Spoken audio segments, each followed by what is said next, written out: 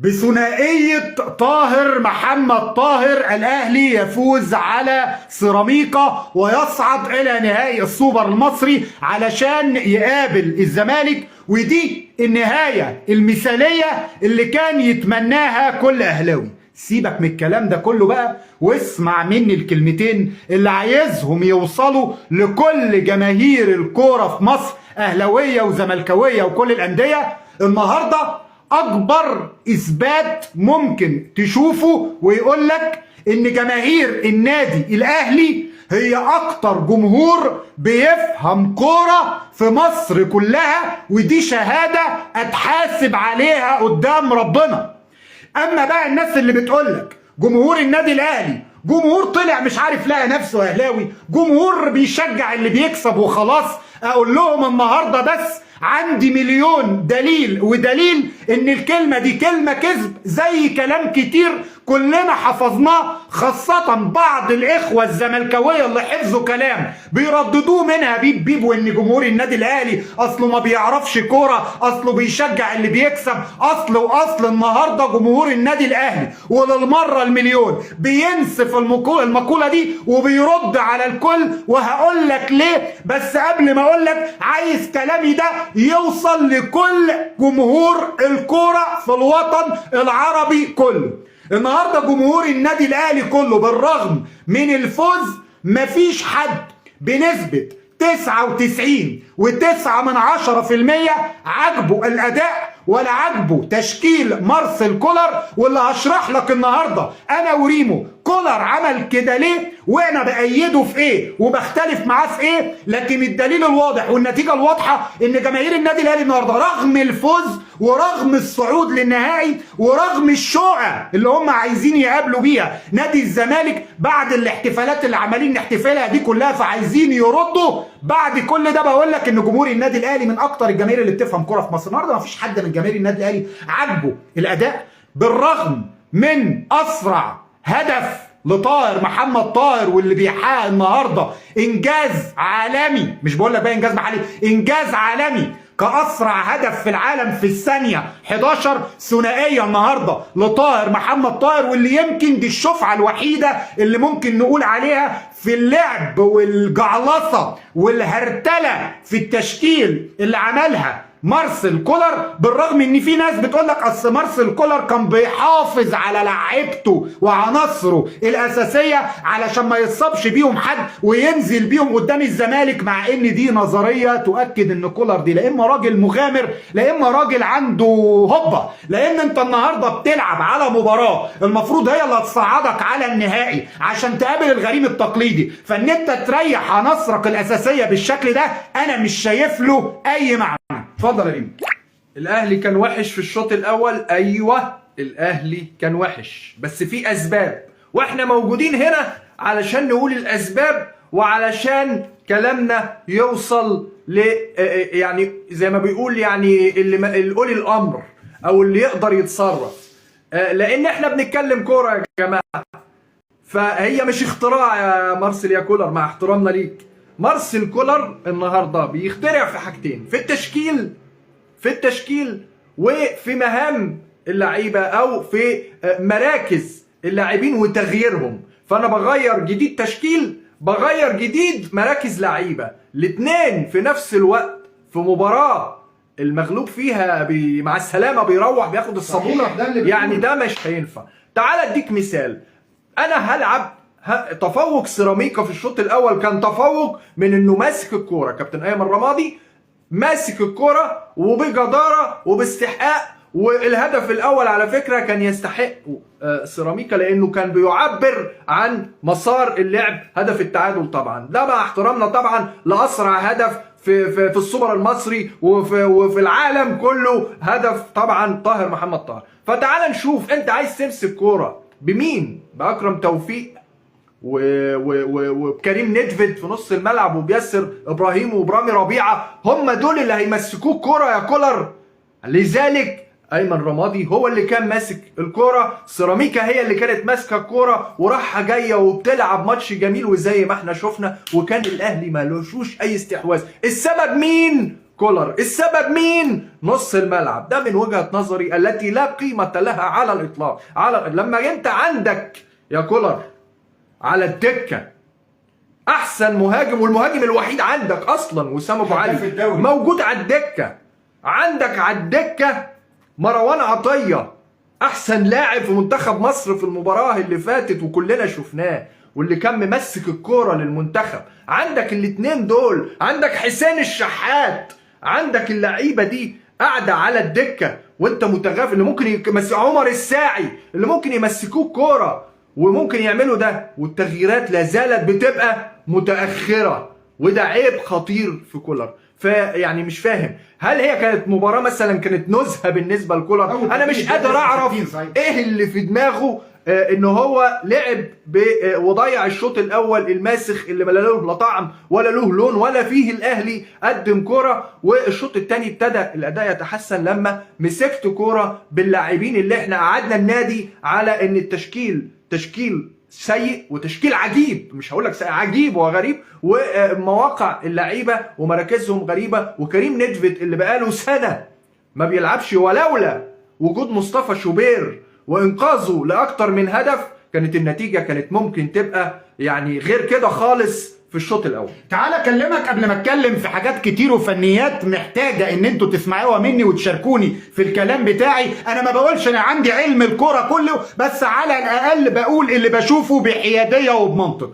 النهارده عايز اوجه رساله ويا ريت توصل لمارسيل كولر المدير الفني السويسري. اوعى تفتكر ان 9 بطولات في موسمين بالنسبه لجماهير النادي الاهلي هيشفعوا لك. لازم تعرف كويس انت بتدرب فرقه شكلها ايه، وجمهورها شكله ايه، ومجلس ادارتها شكله ايه. فرقه النادي الاهلي قصه انه خدوا 9 بطولات في موسمين لا يعنيهم وما بيفتكروهوش. فرقة النادي الأهلي وجماهير النادي الأهلي ده بالنسبة لكل الناس بيعتبروه عيب، وأنا بعتبره بوي ميزة. ما بيشبعوش بطولات، ولو خسرتهم بطولة أو التانية هينسوا لك تماما إنك كسبتهم، ولو كسبتهم 20 بطولة في موسمين. في بعض الجماهير النية والطرية بتظن لبعض الأندية إن الكلام ده بيسموه، يقول لك بقى أنك بتنكر الجميل. أنكر جميل مين يا حبيبي؟ أنت في فريق كبير زي النادي الأهلي مفيش حاجة اسمها نكران جميل، لان مفيش حد ليه جميل على الفرق الكبيرة زي الاهلي والزمالك. كل الفرق الكبيرة دي محتاجة، وخاصة النادي الاهلي صاحب ال12 بطولة افريقية، محتاج انه كل يوم ياخد بطولة. فلو قعدته يوم من غير بطولة هيهاجمك، وده شيء طبيعي على فكرة، عشان عندنا ناس زملكاوية، اخوة زملكاوية طيبين وحنينين وطريين، يطلع يقول لك ده لما لعيبتهم بتلعب ماتش ولا ماتشين مش كويس بيطلعوا يقولوا فيهم كذا وكذا. طب ما طبيعي هم زينا هنقعد نسقف للاعيبتنا وهي بتخسرنا كل يوم بطوله؟ ما ده اللي بيخلي النادي الاهلي فارق عن كل الانديه اللي موجوده في قاره افريقيا. ولما يحبوا يعملوا بطولات افريقيا في هرم بيبقى هم هرمهم قد كده واحنا هرمنا الهرم القزم. ما هو ده اللي بيفرق. فده اللي انا عايز اكلمك فيه النهارده. مارسيل كولر مش هيشفع لك ال9 بطولات، لان انا بدات احس ان مارسيل كولر بدا يلعب في عداد ايامه مع النادي الاهلي، وبيشارك في ده كتير جدا من مديرين فنيين مسكوا النادي الاهلي، كان اخرهم موسيماني، واللي كان بيعتمد على تاريخه وبطولاته، وكان بيبتدي يالف ويبتدي يقعد على الدكه عامل فيها الكينج والملك اللي بيقول الراي من دماغه وخلاص. جماهير النادي الاهلي ما تفهمش الكلام ده، تفهم ان كل بطوله بتدخلها تاخدها. النهارده مارسيل كولر بيعمل تغييرات غريبه وعنده برود اعصاب غريب هيؤدي بيه على فكره انه هيسيب موقعه من الاداره الفنيه للنادي الاهلي، وده ابسط شيء. مارسيل كولر النهارده اول تغيير ليه الدقيقه 69، تغييره عظم نص ملعب النادي الاهلي ومنتخب مصر مروان عطية، واللي بيغيره في الدقيقة 69 كأول تغيير، وهو شايف الأداء السيء واللي شايفه كل الجماهير. اللي النهارده على فكرة ما انساش أقول لكم إن أنا دايما بحب أتفرج على الماتش في كافيه مفتوح، ما بحبش أتفرج عليه في البيت أو في المكتب عندي. فالنهارده قاعد بتفرج على جماهير النادي الأهلي وهي بتتفرج على المباراة. الناس لما بيجي هجمة لسيراميكا الناس بتسقف وتقول الأداء ده نستاهل إن إحنا نخسر عليه، وده شيء أنا بقول لك. عشان كده برجع وأقول لك جماهير النادي الأهلي الاهلي من اكتر الجماهير في مصر والعالم وافريقيا اللي بتفهم كره قدم، ما كانش عاجبهم الاداء عشان تغييرات مارسيل كولر. لولا طاهر محمد طاهر، وهي التغييره الناجحه الوحيده من وجهه نظري اللي كان عاملها مارسيل كولر، طاهر محمد طاهر، واللي كنا في نهايه الموسم اللي فات كل الناس كانت بتطالب بتقول طاهر محمد طاهر يمشي، والعبد لله سيمو وريمو طلعوا وعملوا فيديوهات علشان كلنا ثقة فيكم، وبالنسبة لكم دايما الحمد لله، وبثقتكم وشهادتكم بينا هنفضل البريمو.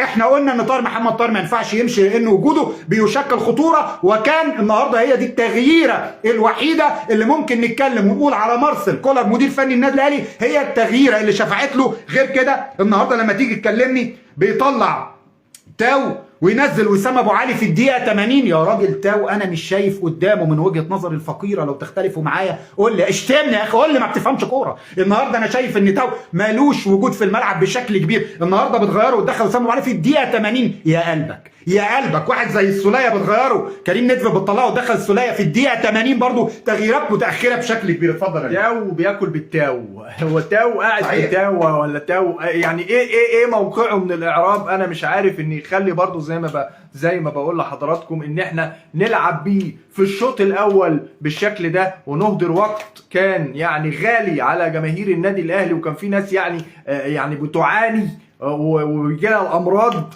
من التشكيل اللي كان موجود الغريب العجيب المريب، واللي نزل بيه في مباراه زي ما بقول لك مباراه فارقه ومهمه، وكانه ضامن مباراه سيراميكا ديا. وكان في يعني للاسف احراج شديد للنادي الاهلي من سيراميكا، ولكن دي كوره، الناس لعبت كوره ومسك الكوره، وكابتن ايمن رمادي عرف ازاي يمسك كوره ويلعب بيها في نص الملعب، وده اللي كان مفتقده النادي الاهلي. يعني لو في سلبيات احنا وضحناها عشان يتم تداركها، واظن ان يعني كل جماهير الكره في الاهلي وكل الجماهير الاهلي يعني عارفين كويس قوي وفاهمين كويس قوي، وكانوا شايفين كويس قوي، لدرجه ان انا كنت حاسس بنبض الناس والجمهور ان هم يعني منفعلين وعايزين يعني اخسر، احنا وحشين، احنا لازم نخسر عشان نتعلم، احنا عايزين نوصل رساله لكولر ان احنا مش حلوين. وده كان في الشوط الاول. طبعا الشوط الثاني زي ما بقول لكم لما تم تدارك الامر مش هو ده النادي الاهلي اللي احنا معتادين عليه،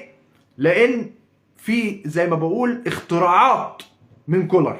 مبروك لجماهير النادي الاهلي. في كلمتين عايز اقولهم يا ريمو بالنسبه دي موجهين مش بس لجماهير النادي الاهلي، جماهير نادي الزمالك كمان. اوعى تفتكر صديقي العزيز ان هو ده مستوى النادي الاهلي اللي هيظهر في مباراه نادي الزمالك، تبقى انت واهم. هقول لك ليه؟ لان لعيبه النادي الاهلي لو بتلعب بدون مدير فني قدام نادي الزمالك، انت عارف كويس ان النادي الاهلي من الصعب يخسر مباراتين ورا بعض قدام نادي الزمالك، فربنا يستر وتكون بطوله نتمنى طبعا بفوز نادي الزمالك فيها وفوز فريقنا، بس هتبقى مباراه صعبه جدا لان النادي الاهلي من الصعب اقرا التاريخ عشان تعرف المستقبل، فالنادي الاهلي ما بيخسرش مرتين ورا بعض من نادي الزمالك. نتمنى ان هي تبقى مباراه تليق بالكره المصريه وسمعه الكره المصريه، وتبقى يعني فيها روح رياضيه ما بين فريقين في الاول وفي الاخر شقيقين وولاد بلد واحده، وما يبقاش في اي تعصب. واحنا كريم وسيمو زملكاويه نتمنى ونحلم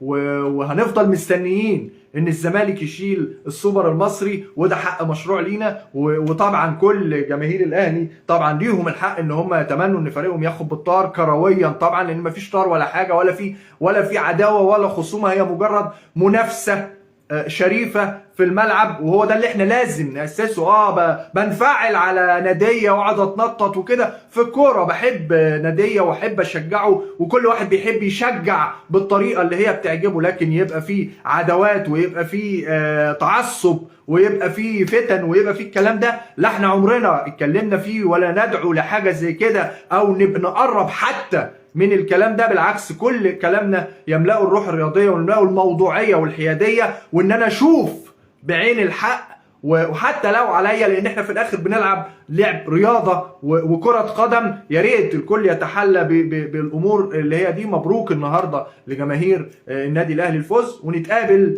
في نهائي جديد ما بين الزمالك والاهلي في السوبر المصري ان شاء الله.